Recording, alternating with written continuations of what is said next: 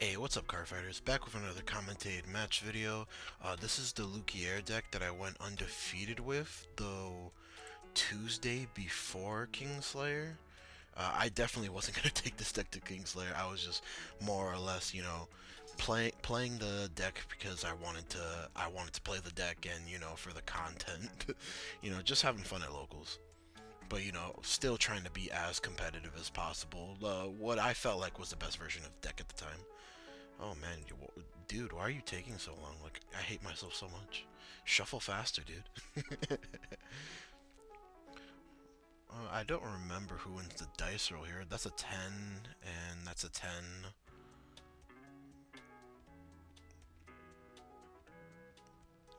We just rolled doubles for a while, and then I think he just wins the dice roll here. So he is on youth,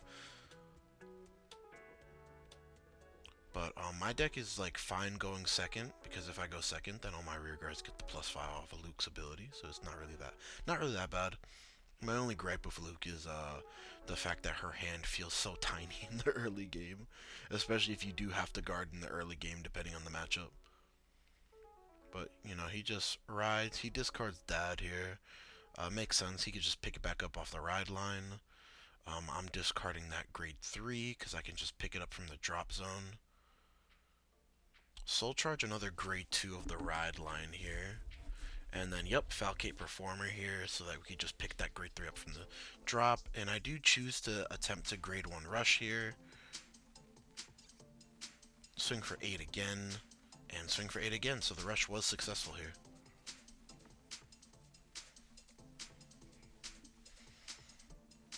Just looking at the top 3 here.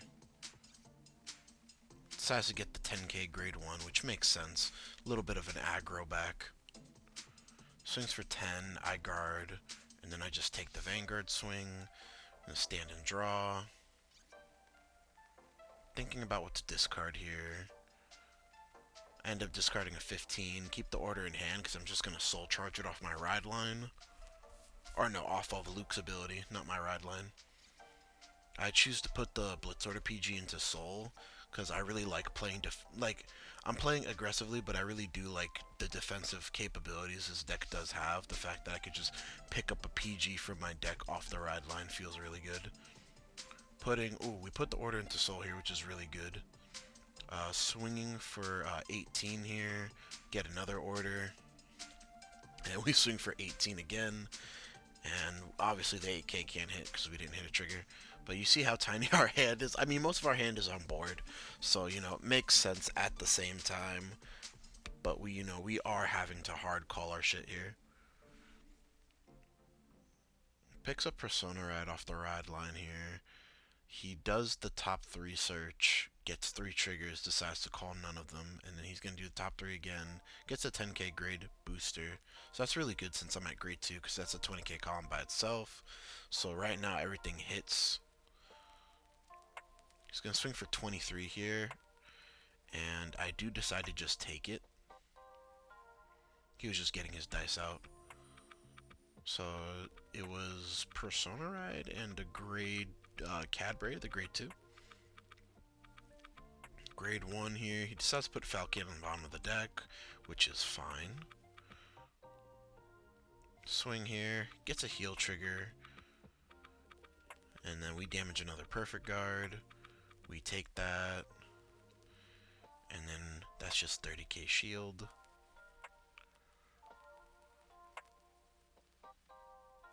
We're going to pitch to grade 2 here. We're going to soul charge. We're going to add that PG to hand that we soul charged. Better than the Blitz Order PG in this sense because it is a DPG and we don't really need a Blitz Order PG here. We put the order to soul, called out those 3 units. They're all going to get the +5. Then I'm going to soul charge 1 off the grade 1. And then I'm going to soul blast 1, counter charge 1 off the grade 3. The grade 2 gets 5 when she's called.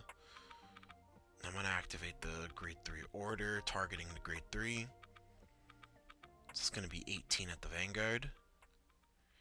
Decides to take it, gets a defensive here, which is fine. And we're going to call out another grade 2. This is what I meant, like we're just walling up with the 10k intercepts here. He does do a 2 to pass. I get a front trigger, and I get another front trigger.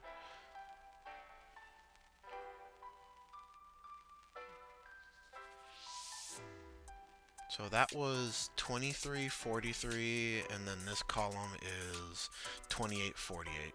So he does PG that, and you know, like I said, we're keeping the two girls in the front row. Like, our hand is not too big, but it's really good on quality shield.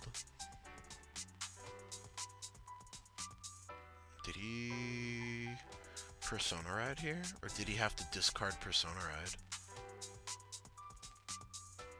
I guess he maybe discarded Persona Ride. I could have sworn he had Persona Ride. Oh no, he pitched it off of Skyfall. No, he didn't have Persona Ride.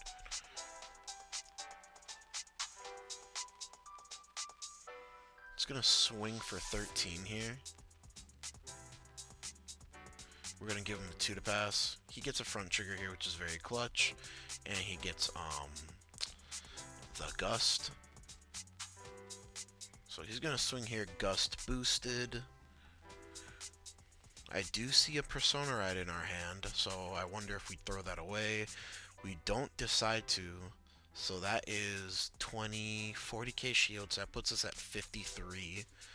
So I believe that's no pass, because it only has 1 check. And we did have the OT in hand, so we were able to just guard that and have a great day. We Persona Ride immediately, Counterblast, shove a card from our hand to Soul, and we're going to give 3 a call out. We're going to call out the Breathing Dragon that we shoved in our Soul last turn. It's going to give a 5k buff to our front row rear guards. And just thinking here what to call out as the last card.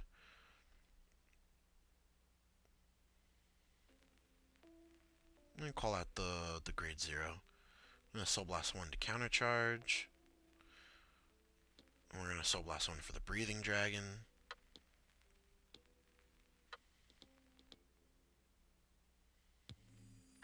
And we're going to counterblast. We're going to counterblast 1 for the Order card here. And I believe we target Breathing. No, we target the grade 3 once again.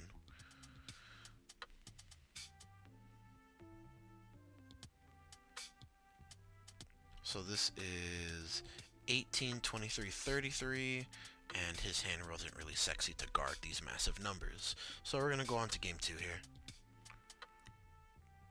But I do explain in the deck, even though I'm going to show the deck profile for last, I do explain in the deck profile that this is my favorite way to play the LUQUIER deck. Play it in such a way that, you know, you're still able to push aggressively, but you can still make really good defensive plays. You notice how we were on very low cards in our hand to defend his turn, but at the same time, those low cards were like really good shield value.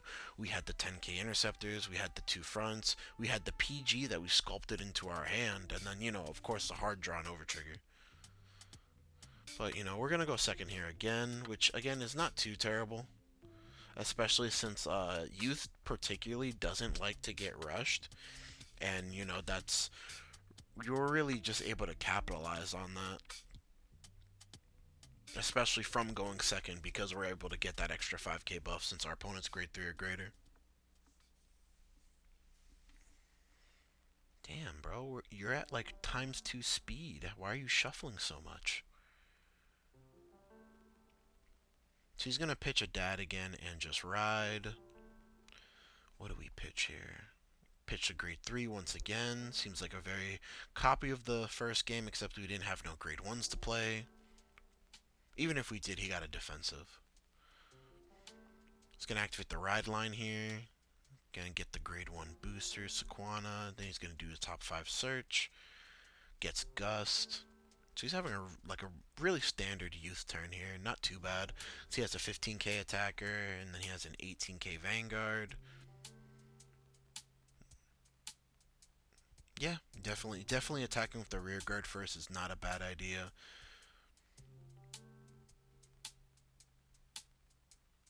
Oh, we pitched the order here because I believe, yeah, we drove check Falcate, so we do want to just put either we put another Falcate in there, even though we did have an order card in there, just because we wouldn't be able to put either from the drop zone into Soul, so I just decided on an extra Falcate in case Falcate does get sniped off of Tempest. We establish Falcate, And we're swinging at rear guard just to counterblast deny him. We do get a heal here, which is very clutch.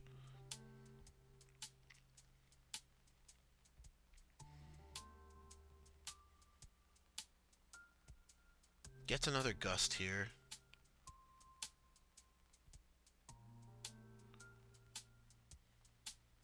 And I believe he's looking at like 3 gusts in hand, not a single Tempest. Which there's an argument that even if he did have Tempest, that he just Tempests here for the power. So our first check is a heal trigger, which does go off because he's at 1 damage. And our second check was a critical trigger, and then our last check was a heal trigger. So we only realistically took 1 point of damage here, and our Vanguard is 40k. He decided there was no point in trying to Will+Dress, so he did just pass turn there, which is really good for us. Ditching Hysteria here to Soul Charge 1. We're going to put that 15 into our hand. Everything else we really just want Soul, but I do believe we have to put that back into Soul, if I'm not mistaken. We're debating on putting a card from hand to Soul. We put Breathing Dragon in Soul to draw a card.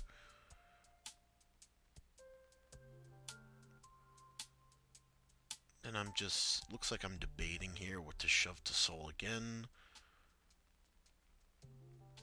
Put the grade 3 in Soul, call out the grade 3, a 1 and a 0 here.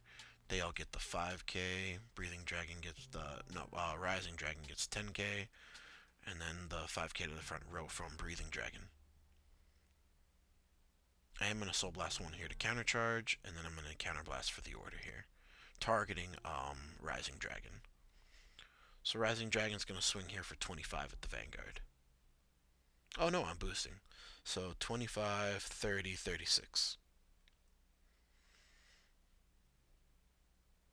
Then we're going to swing 21 at the Vanguard. We're going to recall the Rising Dragon here, and we're going to put that grade 1 to Soul to draw us a card. So he does decide to take this. We do get another heal trigger here, which he is at 2. And I'm just debating where to put the power. I do decide to put the power on the Rising Dragon. And he does heal here, which is really good for him. Otherwise, there'd be like very massive bounce of pressure here. I believe that column was 21, 31, 36. And then he just took the Rising Dragon. I do suck up the front row rather than the back row here, just because I didn't want those cards to get sniped, and I have potential to use them again next turn. But we're sitting really good here. We do have a very great hand size from just the fact that we healed like 3 times over the course of 2 turns, and we are at 1 damage here, so we are free to just take these swings. Checks a front, which is very good. Goes into Gust. Yeah, he still doesn't have access to a Tempest here.